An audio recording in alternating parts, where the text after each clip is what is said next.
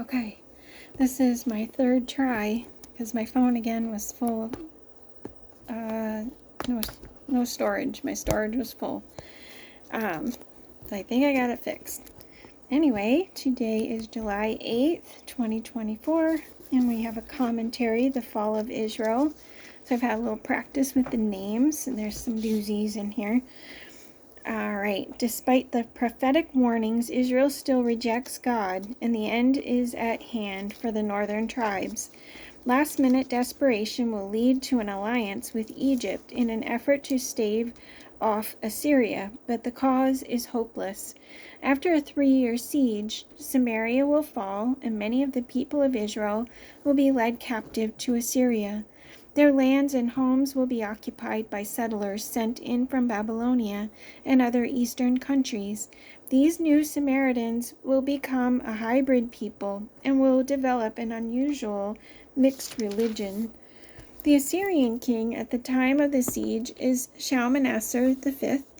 Upon Shalmaneser's death in 722 BC, Sargon II takes credit for the capture of Israel, but the fall itself is probably accomplished in 723 BC. Here is the extremely brief account of one of the darkest hours in the history of God's chosen nation. In Israel, 2 Kings 17. Shalmaneser, king of Assyria, came up to attack Hoshea, who had been Shalmaneser's vassal and had paid him tribute.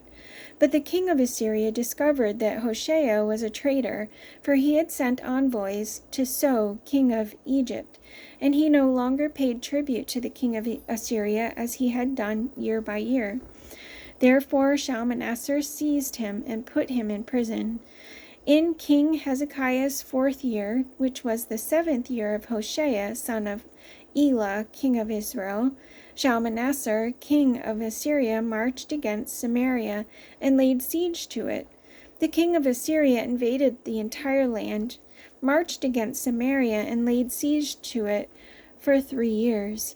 At the end of 3 years, the Assyrians took it. So Samaria was captured in Hezekiah's 6th year, which was the 9th year of Hoshea, king of Israel.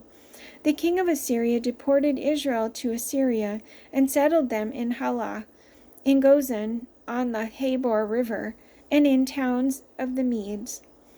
All this took place because the Israelites had sinned against the Lord their God, who had brought them up out of Egypt from under the power of Pharaoh, king of Egypt. They worshipped other gods and followed the practices of the nations the Lord had driven out before them, as well as the practices that the kings of Israel had introduced. The Israelites secretly did things against the Lord their God that were not right. From watchtower to fortified city, they built themselves high places in all their towns. They set up sacred stones and Asherah poles on every high hill and under every spreading tree. At every high place they burned incense, as the nations whom the Lord had driven out before them had done. They did wicked things and provoked the Lord to anger. They worshipped idols, though the Lord had said, "You shall not do this." The Lord warned Israel and Judah through all his prophets and seers, "Turn from your evil ways. Observe my commands and decrees in accordance with the entire law that I commanded your fathers to obey, and that I delivered to you through my servants the prophets." But they would not listen, and they were as stiff-necked as their fathers, who did not trust in the Lord their God. They rejected his decrees and the covenant he had made with their fathers, and the warnings he had given them.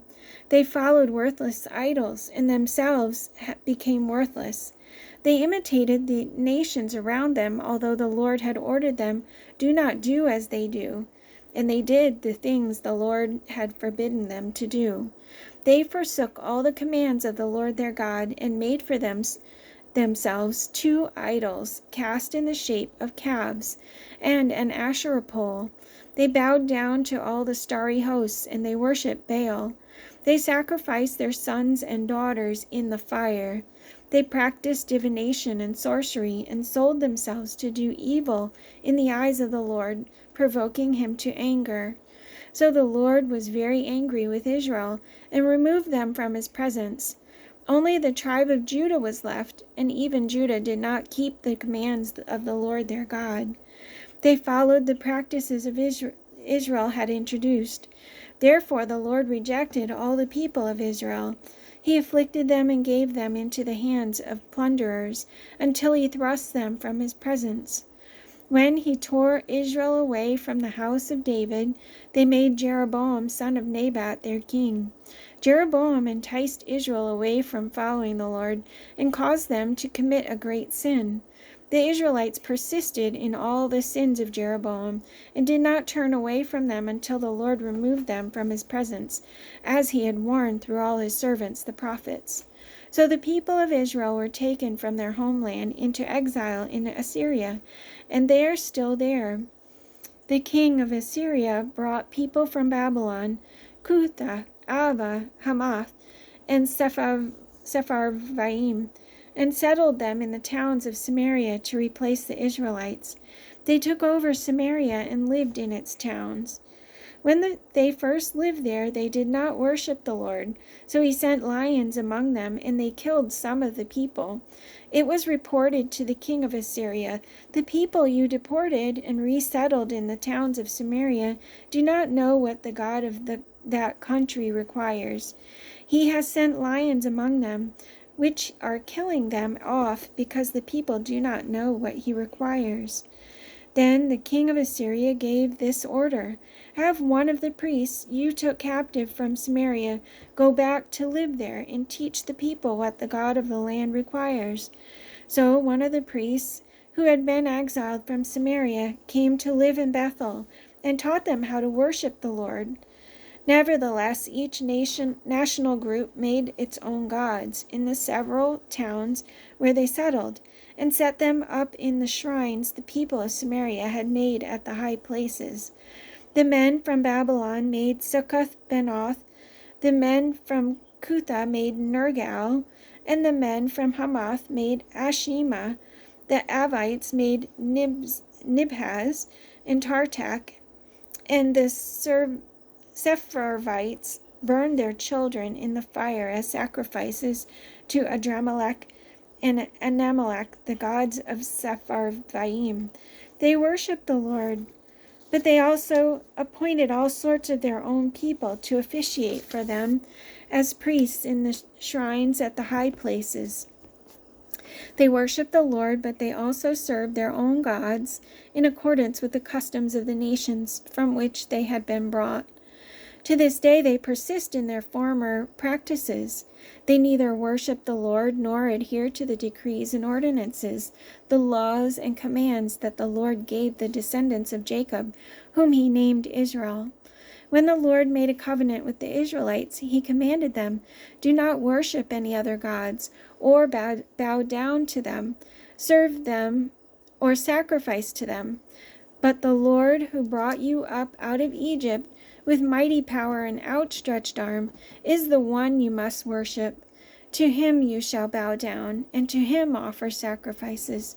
You must always be careful to keep the decrees and ordinances, the laws and commands he wrote for you. Do not worship other gods.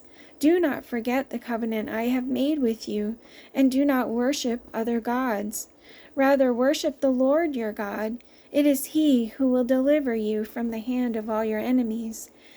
They would not listen, however, but persisted in their former practices. Even while these people were worshiping the Lord, they were serving their idols. To this day, their children and grandchildren continue to do as their fathers did. And here's a short commentary. In Judah, meanwhile, Hezekiah holds his own against Assyria and wages a successful campaign against the ever-present Philistines. And we're back in Judah, 2 Kings 18.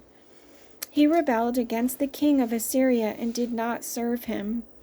From watchtower to fortified city, he defeated the Philistines as far as Gaza and its territory. We made it. That's it for today. See you tomorrow. Have a great day.